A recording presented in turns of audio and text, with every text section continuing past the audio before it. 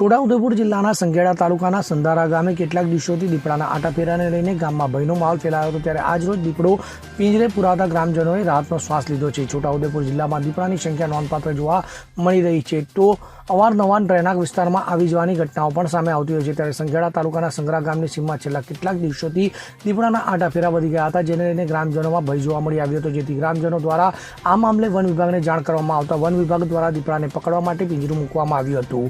ત્યારે આજરોજ વહેલી સવારે દીપડો વન વિભાગના પિંજરામાં પુરાઈ ગયો હતો. ત્યારે આ દીપડો પિંજરે પુરાતા શંગાર ગામના લોકોએ રાહતનો શ્વાસ લીધો હતો. જ્યારે વન વિભાગના દ્વારા દીપડાને પાંજરે પૂરીને તેની જરૂરી તપાસ કરાવ્યા બાદ સુરક્ષિત જગ્યાએ છોડી મૂકવામાં આવનાર હોવાનું જણાવવામાં આવ્યું હતું.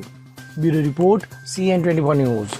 હવે જુઓ દેશ દુનિયાની તમામ ખબરો તમારી આંગળીના ટેરવે.